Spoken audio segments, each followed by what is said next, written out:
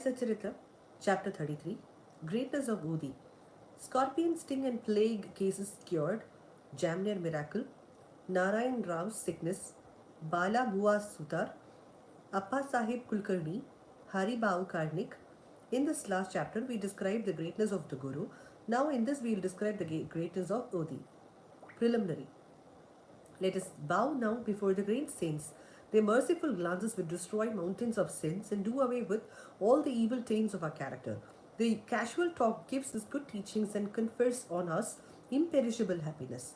Their minds do not know any difference, such as this is ours, that is yours. Such differentiation never arises in their minds. Their debts, that is, the obligations, will never be repaid by us in this birth as well as in many future births. Udi. It is well known that Baba took Dakshina from all, and out of the amount thus collected, he spent a lot on charity and purchased fuel with the balance left with him.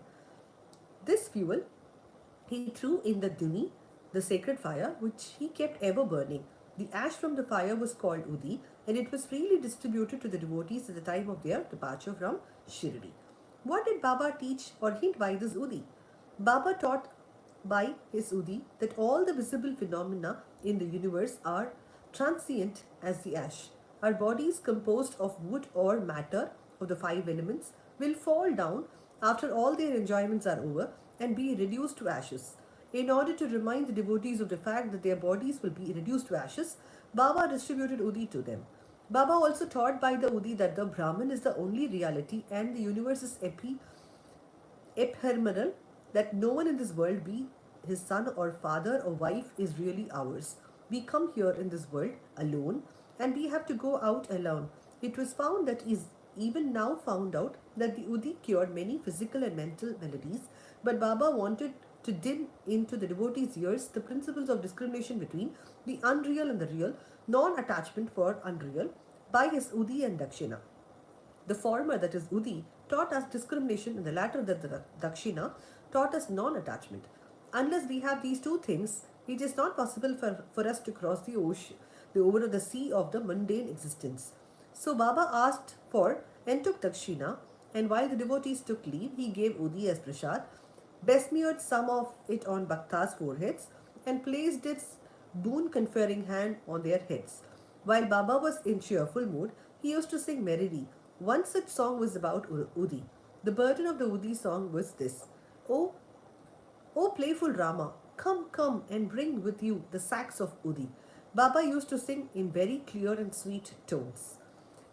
So much about the spiritual implication of the Udi. It had also its material significance. It conferred health, prosperity, freedom from anxiety, and many other worldly gains.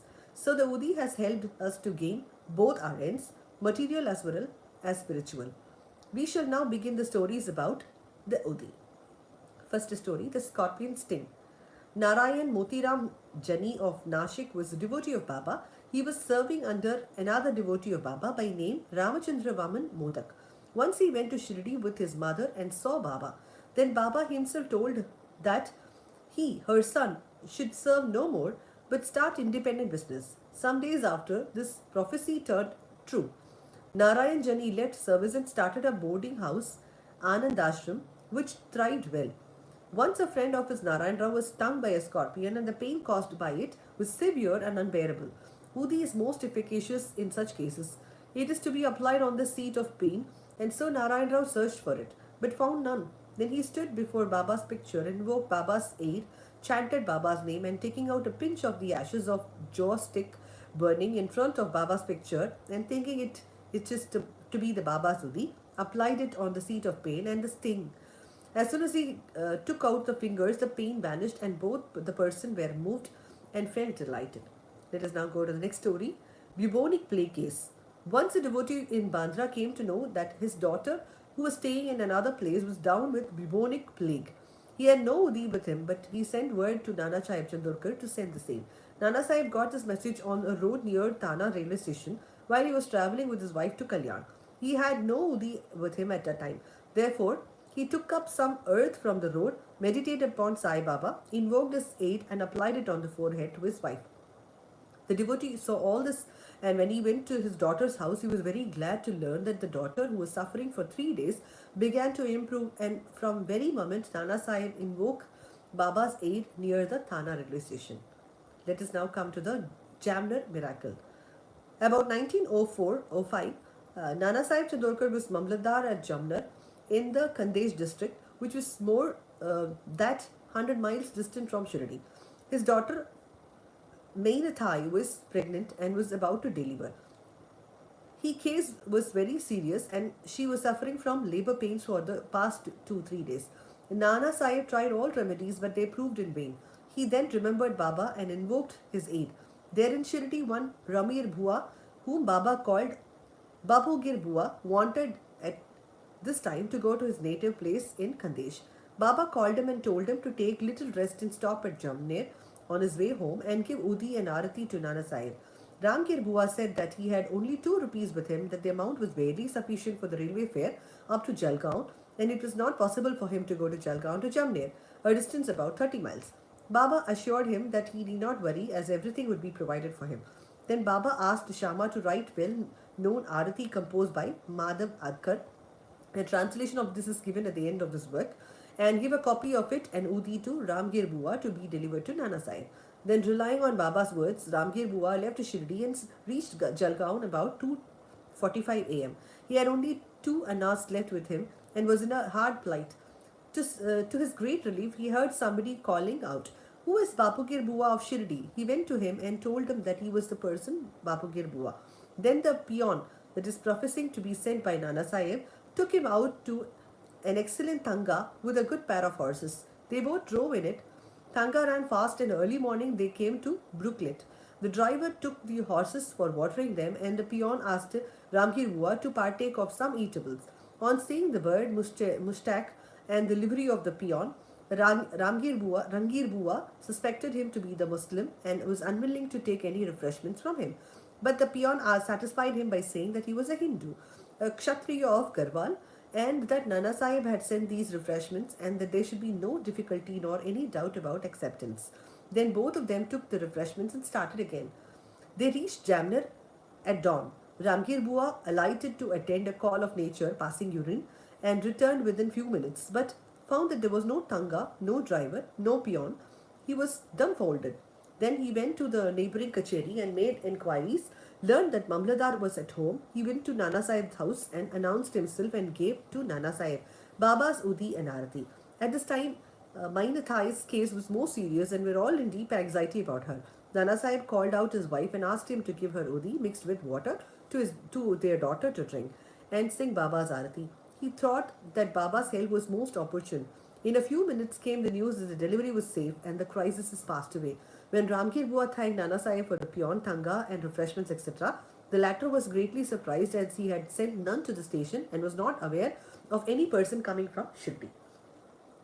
Mr. B.B. Rao of Thana, retired Mamladar, made inquiries about this matter with Bapurao Chandorkar, the son of Nana Sahib and Ramgir Bua of Shirdi, and after satisfying himself, wrote an elaborate article, part prose and part poetry, in Sri Sai Leela magazine, volume 13, number 11 and 12 and 13. Brother B.B. Narasimha Swami has also taken down the statements, number 1 of Mainathai, via page number 5, page 14, and 2 Baba Sahib Chandorkar, number 10, page number 50, and number 3 Ramgir Bua, 27, page 83, dated 1st June 1936, 16th September 1936, and 1st December 1936 respectively, and published them on his devotee experience, part 3. The following is quoted from Ramgir Bua's statement. One day Baba called him and gave me a packet of Udi and copy of Baba's Arati. I had to go to Khandesh at the time. Baba directed me to go to Jamner and told me to deliver the Arati and Udi to Nana Sahib Chandorkar at Jamner. I said to Baba that I had only rupees 2 and was asked him how I can take my train from Kopargaon to Jalgaon and by cart from Jalgaon to Jamner. Baba said, God will give. That was Friday and I started at once. I reached Manmad at 7:30 p.m. and Jalgaon at 2:45 a.m.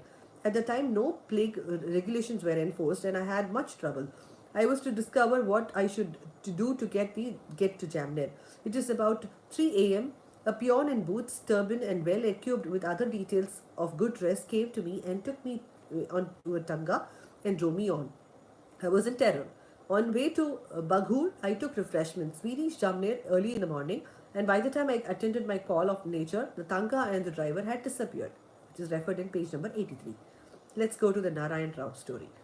Bhakta Narayan Rao, father's name and surname was not given, had good fortune to see Baba twice during the latter's lifetime.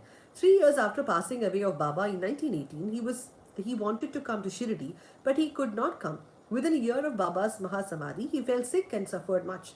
All ordinary remedies gave him no relief, so he meditated on Baba day and night. One night he had a vision in his dream. Baba, coming to him through a cellar, comforted him, saying, "Don't be anxious, you will be improving from tomorrow, and within a week you will be on your legs."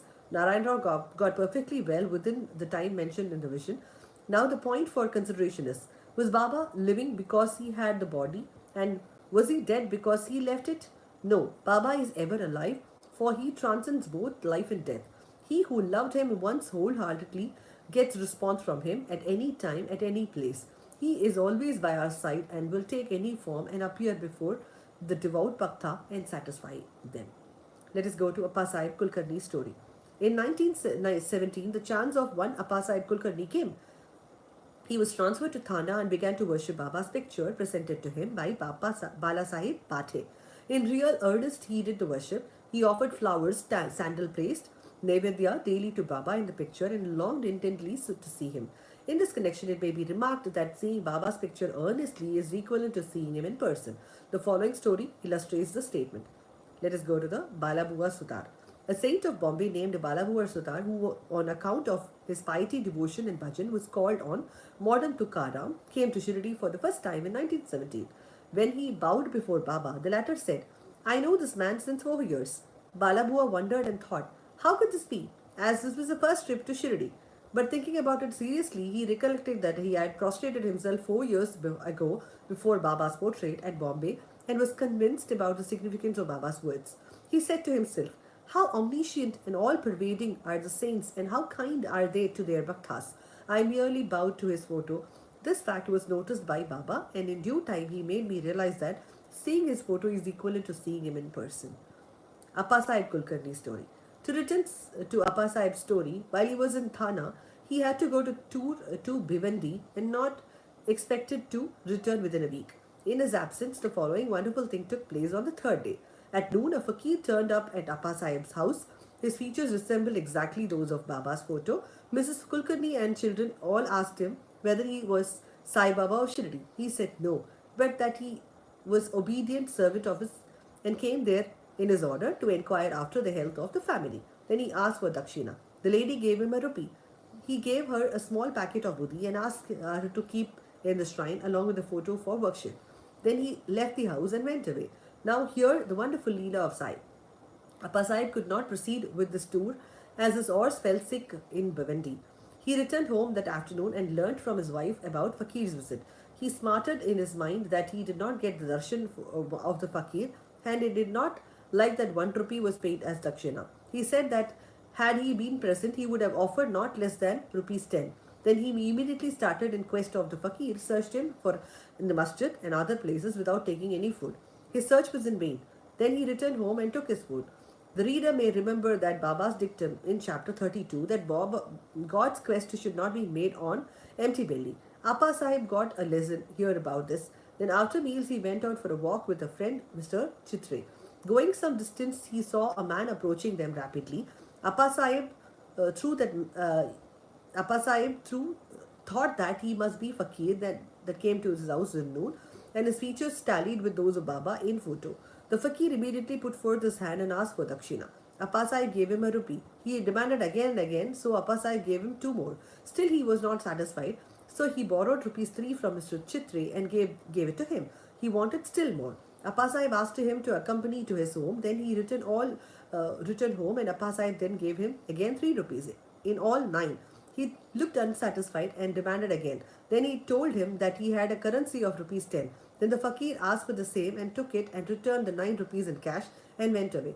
Appa Sahib said that he would pay rupees 10 that the sum was taken from him, and 9 rupees consecrated by Baba's touch were returned to him. The figure 9 is significant.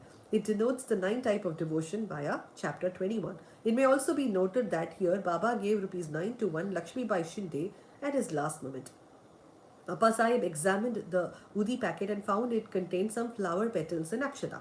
Then, some time afterwards, he got hair from Baba when he saw him at Shirdi. He put the Udi packet and the hair in the talisman and always wore it on his arm.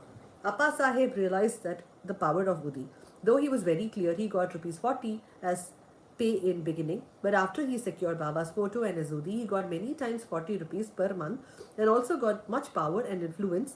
Along with these temporal benefits, his spiritual progress was also rapid.